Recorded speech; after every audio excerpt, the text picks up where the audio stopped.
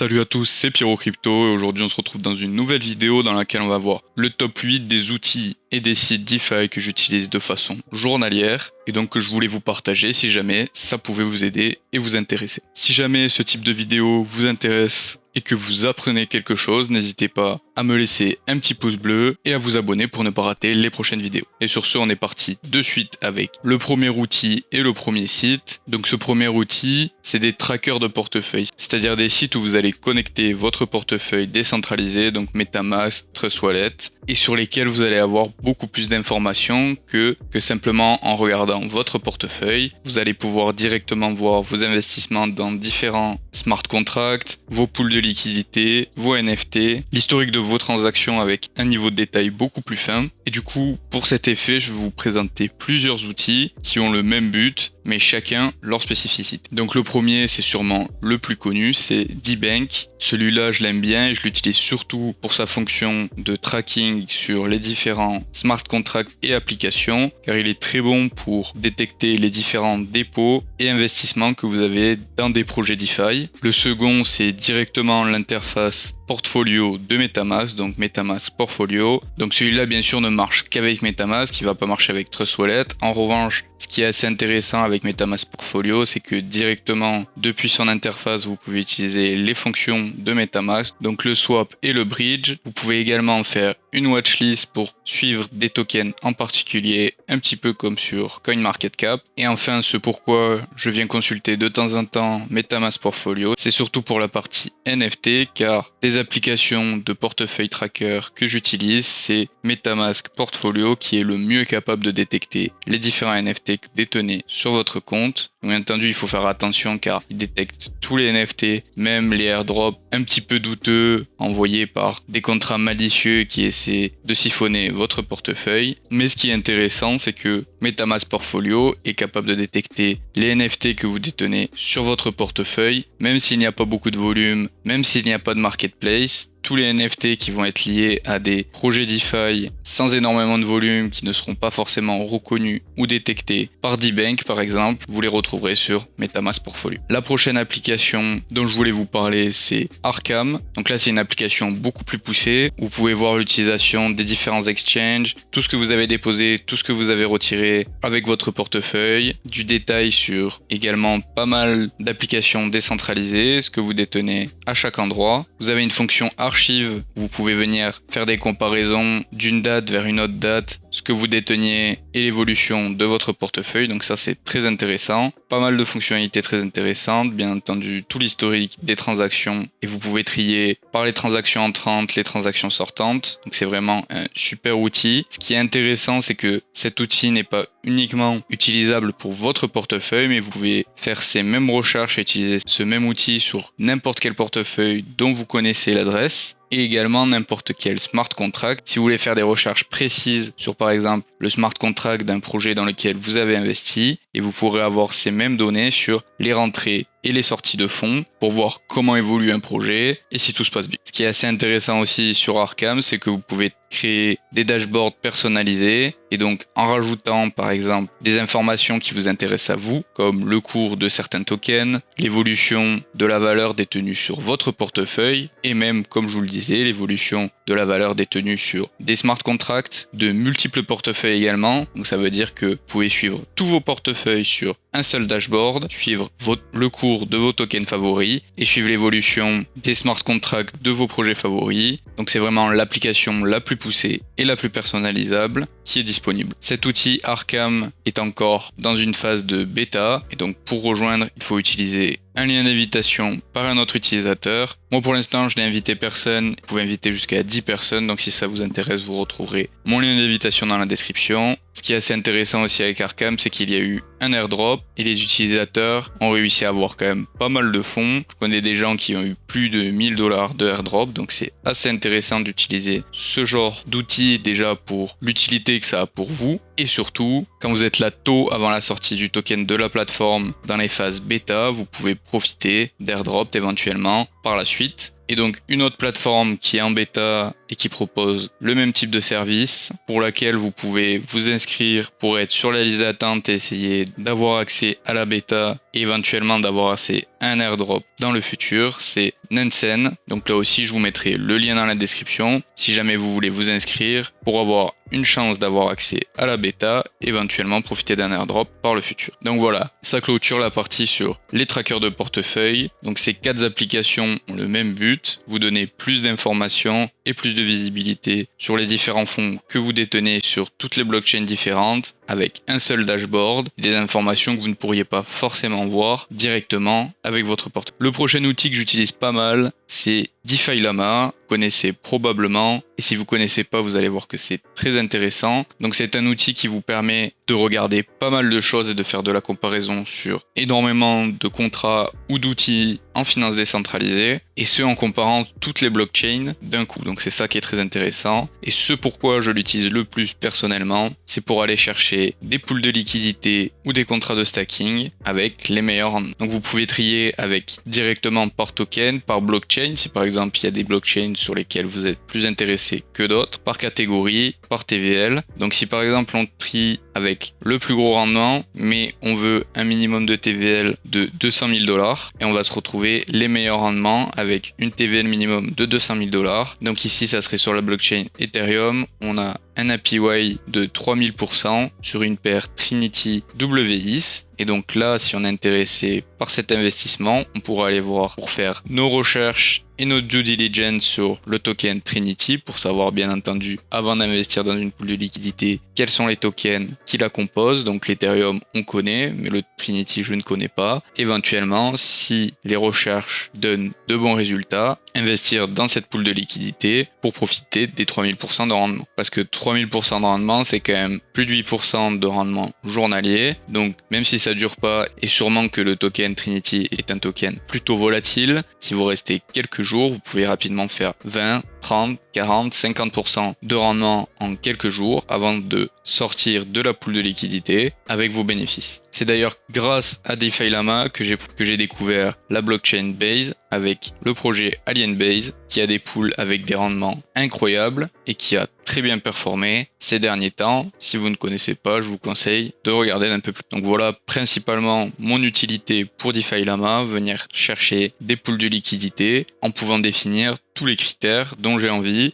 Et ce que je viens faire en général, c'est trier également les blockchains, car il y a des blockchains sur lesquelles je ne suis pas du tout intéressé d'aller mettre des fonds, car je trouve que la blockchain en elle-même représente trop de risques. Donc je viens les décocher pour trier que les blockchains qui m'intéressent. La prochaine application, c'est DappRadar. Donc là, sur DeFi Llama, on venait rechercher plutôt les nouvelles pools de liquidité avec de bons rendements. Sur DappRadar, on va venir chercher plutôt des applications décentralisées et des applications AROI, le type de projet que je viens vous présenter sur la chaîne, qui sont intéressantes et nouvelles. Donc ici, de la même façon, on peut toujours trier par blockchain, trier également par TVL et trier par catégorie. Parce qu'ici, quand on met par all catégorie avec la plus grosse balance, donc la plus grosse TVL, on va avoir les contrats de stacking qui sont énormes, le contrat Ethereum, le contrat Polygon, Uniswap, Radiant, Curve. Donc ça, c'est pas des choses qui vont venir nous intéresser. Pour trouver vraiment de nouvelles applications décentralisées, on va plutôt venir trier sur DeFi ou encore sur du high risk. Le high risk, ça va être tout ce qui est Airwida, comme Pizza Tower, Wolf Capital ou tout ce genre de projets qui sont vraiment des applications, des petits contrats décentralisés qui se lancent, dans lesquels vous pouvez investir avec un bon timing et faire des bénéfices. Dans la même veine, je viens utiliser Moonarch. Donc ici, malheureusement, ils ont fermé la section où eux aussi présentaient des dApps qui venaient de se lancer. Donc cette section, elle était très intéressante. Mais ce que Moonarch essayait de faire, c'était de faire un petit peu des recherches sur les projets avant de les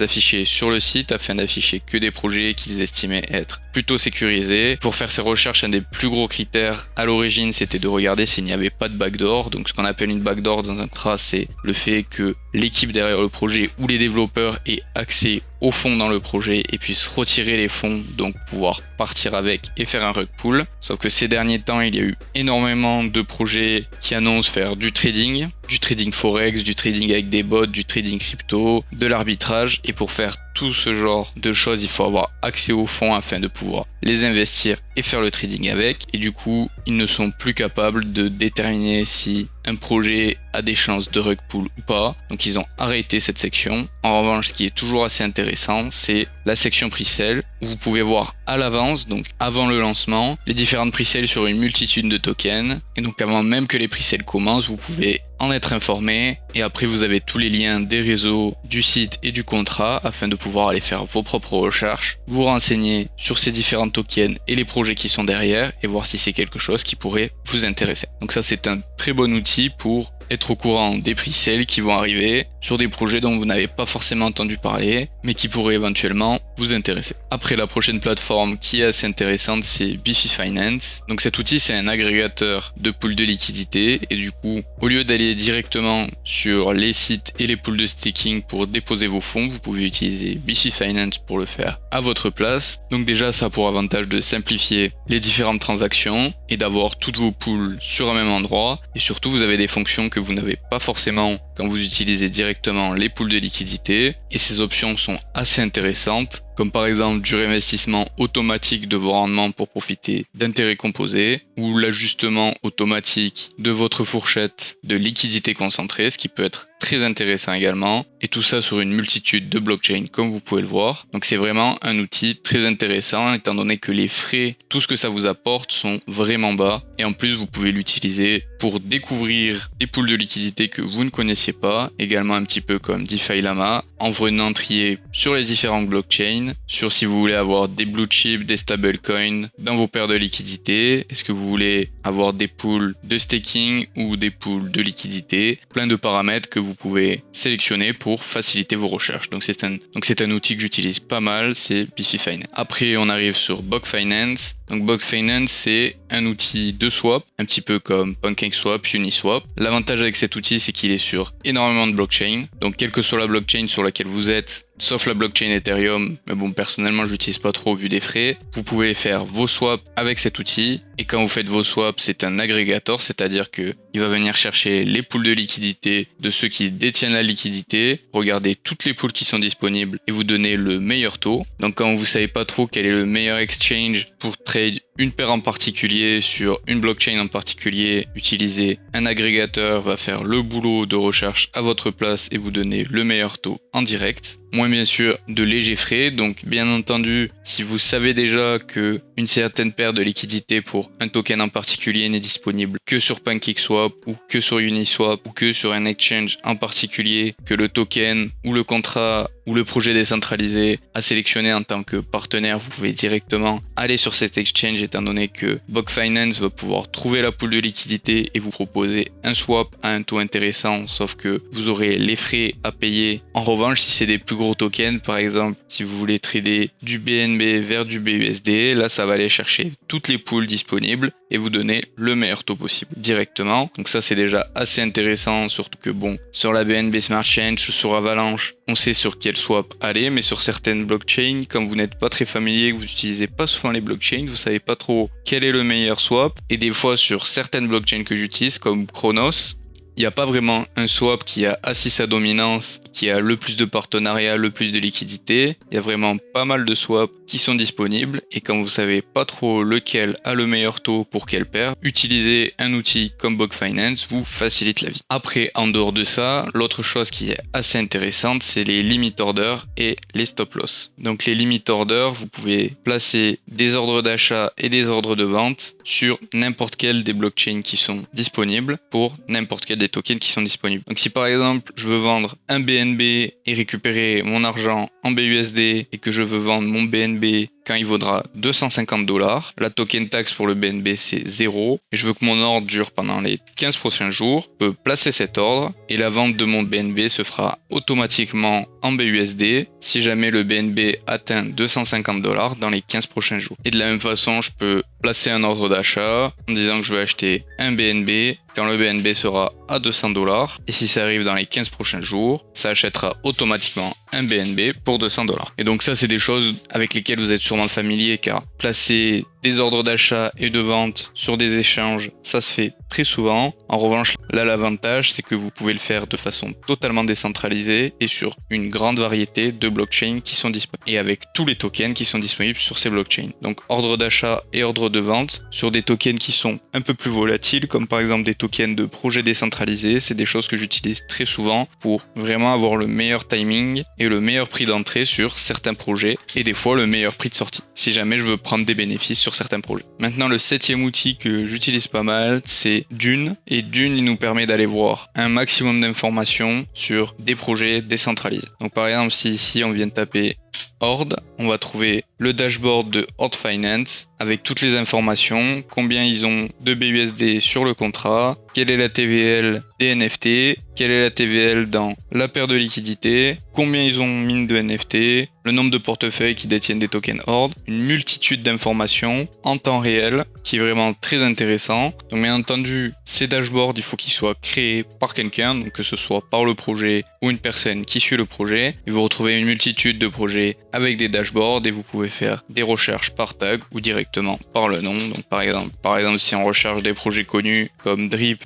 va avoir des dashboards pour Drip Garden, le Drip Token, l'Animal Farm. Si on recherche, je sais pas moi, Elephant Money, ils ont des dashboards pour leur futur, la trésorerie, la liquidité, Elephant Trunk. Donc vraiment, si vous voulez faire des recherches avant un investissement ou suivre un projet dans lequel vous avez investi, c'est un super outil avec des dashboards vraiment exhaustifs et un maximum d'informations qui sont très intéressantes. Et après, vous pouvez définir des favoris pour retrouver votre liste de dashboards que vous suivez. Et enfin, les derniers outils que j'utilise, c'est bien entendu des outils que j'utilise de façon journalière. Donc vous connaissez sans doute, mais je voulais quand même vous en parler, c'est DexScreener et CoinMarketCap. Donc CoinMarketCap, c'est pour suivre le cours des crypto-monnaies directement. Et DexScreener, vous pouvez également suivre le cours des crypto-monnaies. Mais ce qui est intéressant, c'est que vous avez des chartes beaucoup plus précises sur lesquelles vous pouvez mettre des indicateurs et vous pouvez suivre des paires de liquidités et un nombre beaucoup plus important de tokens et de crypto-monnaies que ce que vous allez avoir sur CoinMarketCap, car pour avoir un listing sur CoinMarketCap, il faut quand même être une crypto-monnaie assez importante avec une TVL ou un engouement tout aussi important,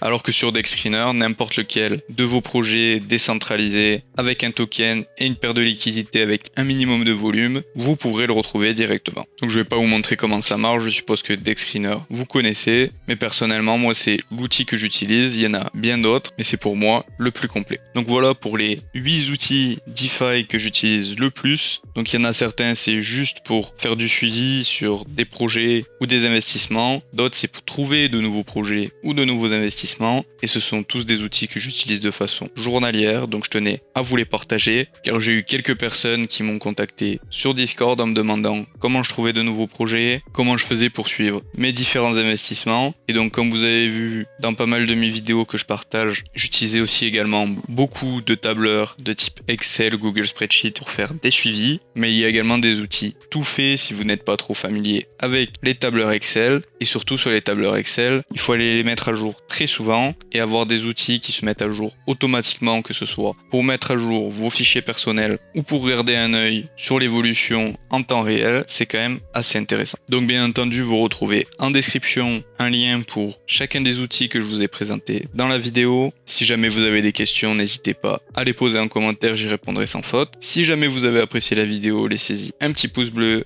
et n'oubliez pas de vous abonner. Et sur ce, je vous dis à la prochaine.